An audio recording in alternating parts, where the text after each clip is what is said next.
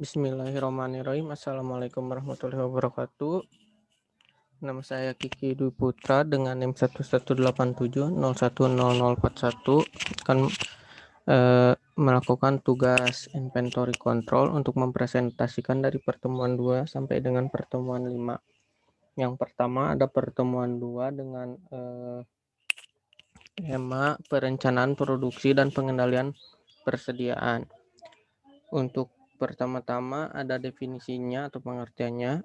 Perencanaan produksi adalah aktivitas yang mengevaluasi fakta-fakta sehingga bisa mengantisipasi perubahan kecenderungan dan dapat digunakan untuk memilih perencanaan tertentu agar efektif dan juga efisien. Juga agar dapat meminimumkan biaya dari produksinya sendiri. Yang harus dilakukan dari perencanaan produksi adalah jumlah produksi, lama produksi, bahan apa saja yang diperlukan. Adapun tujuannya, yaitu yang pertama untuk mengusahakan perusahaan bekerja secara efisien dan efektif. Kedua, untuk menggunakan modal seefisien mungkin dan seoptimal mungkin. Yang ketiga, untuk mengamalkan produksi. Yang keempat, memonitor permintaan yang aktual. Yang kelima, menetapkan produksi yang ekonomis. Nah, sekarang ada tingkatan levelnya. Di sini dibagi dua untuk tingkatan level, yaitu jangka panjang dan jangka pendek. Nah, untuk jangka panjang sendiri ada beberapa kriteria. Yang pertama, peramalan, perencanaan jumlah produksi dan penjualan. Untuk jangka pendek sendiri yaitu ada penjadwalan, pengendalian input dan output, pengendalian kegiatan produksi dan menpro. Yang selanjutnya ada karakteristik.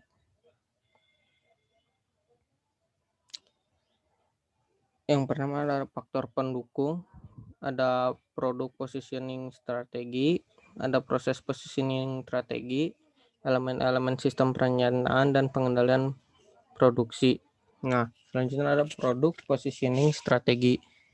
Ada 4 tipe posisi produk yang berkenaan dengan jenis inventory yang dipilih oleh perusahaan. Yang pertama ada engineering to order atau disingkat dengan ETO. Yang kedua assembly to order atau ATO. Yang ketiga make to order atau MTO. Dan yang keempat ada make to stock atau MTS. ETO sendiri jika konsumen memesan, tidak memiliki gudang, produksi sesuai permintaan konsumen, tidak memiliki risiko berkaitan dengan investasi inventory. Untuk ATO itu membuat desain standar, membuat komponen standar. Untuk MTO, memproduksi jika menerima pesanan dari konsumen. Produsen hanya memiliki desain produk, masih memiliki inventory atau gudang. Risiko kecil berkaitan dengan inventory. Yang terakhir ada MTS atau MTS sendiri berkaitan dengan produsen membuat persediaan, memiliki gudang, fokus terhadap produksi, kembalinya produknya. Terus ada proses positioning strategi. Klarifikasinya sebagai berikut, ada 3. Yang pertama project, yang kedua job shop, yang ketiga land flow. Nah, sekarang ada elemen-elemen perencanaan produksi dan pengendalian persediaan. Semuanya ada 14. Yang pertama business planning, kedua demand management, yang ketiga marketing planning, yang keempat aggregate planning, yang kelima resource planning, yang keenam master production scheduling, yang ketujuh raw cut capacity planning, yang keempat final assemble schedule atau FAS, yang ke-9 inventory record, yang ke-10 master requirement planning, yang ke-11 capacity requirement planning, yang ke-12 product activity control atau PAC, yang ke-13 purchasing, dan yang terakhir yang ke-14 performance measurement. Nah, selanjutnya pada pertemuan ketiga ada peramalan permintaan. Yang pertama ada definisi peramalannya sendiri, yaitu aktivitas memprediksi atau memperkirakan apa yang akan terjadi di masa yang akan datang dengan waktu yang relatif lama. Adapun pengertian lainnya yaitu suatu teknik analisis perhitungan yang dilakukan dengan pendekatan kualitatif ataupun kuantitatif untuk melakukan perkiraan peristiwa pada masa depan dengan menggunakan referensi data-data pada masa lalu. Aliran informasi juga penting untuk peramalan permintaan. Nah, ada pun klarifikasi peramalan dengan pendekatan kualitatif dan kuantitatif. Nah, untuk karakteristik peramalan ada 3. Yang pertama, tidak selalu tepat. Dan untuk peramalan untuk jangka waktu yang panjang umumnya tidak terlalu akurat. Terus yang ketiga, dilakukan pada independent item. Nah, untuk peran pada proses perencanaan produksi, memperkirakan berapa kebutuhan di masa mendatang yang meliputi kebutuhan dalam ukuran kuantitas, kualitas, waktu, dan lokasi yang dibutuhkan dalam jangka memenuhi permintaan barang ataupun jasa.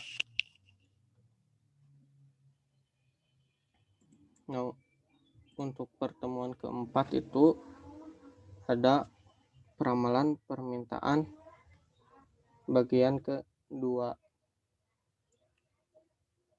Yang pertama ada metode intrinsik, merupakan metode peramalan yang melakukan proyeksi ke depan hanya berdasarkan data historis dan juga produk yang diramalkan.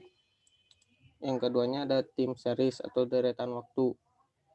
Terus ada jenis-jenis metode time series. Yang pertama metode naif, terus ada simple average, terus selanjutnya ada moving average atau MA dengan rumus Y ada di sini. Terus selanjutnya ada weighting moving average atau WMA. Terus yang selanjutnya ada exponential smoothing. Selanjutnya ada exponential smoothing dengan tren dan juga musim. Nah, selanjutnya ada metode extrinsic. Metode ini menggunakan informasi faktor eksternal dalam melakukan peramalan. Informasi faktor eksternal berasal dari luar perusahaan, seperti pendapatan, UMR, jumlah perusahaan yang terjual, atau jumlah kendaraan. Langkah-langkah dalam menggunakan metode intrinsik. Yang pertama dalam identifikasi satu atau lebih faktor eksternal yang mempengaruhi permintaan. Terus formulasikan suatu model untuk meramalkan permintaan dengan variabel faktor eksternal. Terus gunakan analisis statistik terhadap data historis untuk mendapatkan nilai koefisien dalam model. 4. Gunakan model yang terbentuk untuk melakukan peramalan. Yang kelima, selalu update model.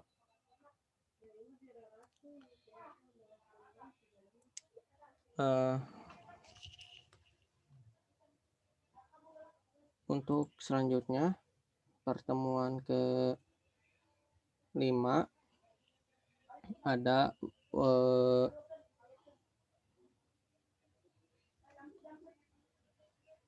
dari Wagner-Wittin adalah teknik load sizing yang menghasilkan biaya optimal dan secara implisit mencoba seluruh kemungkinan kombinasi pemasaran.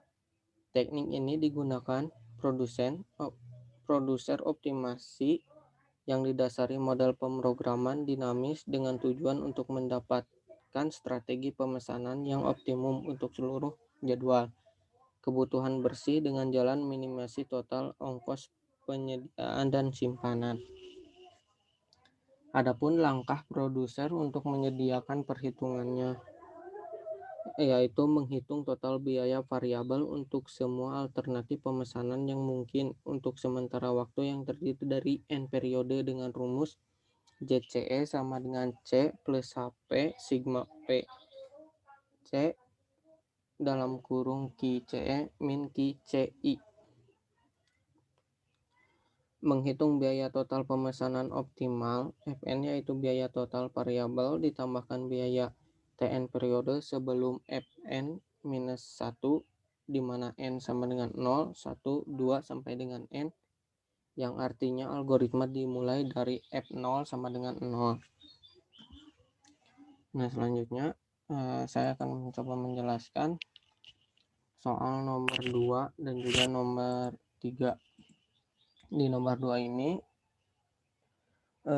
di soalnya meminta permintaan total dengan moving average dan juga exponential smoothing. Untuk datanya kita masukkan dari 250 ml sampai 750 ml dan ditotalkan. Nah, untuk MA karena N-nya di 3, kita mulai dari bulan yang ketiga. Masukkan rumusnya, kita dapatkan data-data seperti ini. Dengan total pada bulan Januari kita dapatkan 16 segini, dan untuk eksponensial smoothingnya juga sama, dimana alfanya sama dengan 0,2. Tinggal masukkan ke rumusnya dan kita dapatkan hasilnya. Untuk soal nomor 3 sama, cuman di sini kita dimintanya terpisah ya, dari 250 mili, 500 mili sampai dengan 750 mili.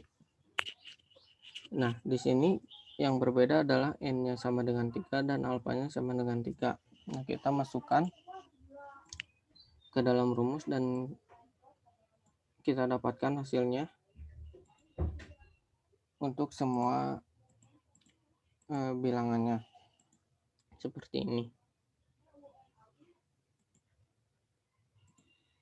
Mungkin cukup sekian dari saya, mohon maaf bila banyak kesalahan. Wassalamualaikum warahmatullahi wabarakatuh. Jangan lupa untuk like, subscribe, dan juga share. Terima kasih teman-teman.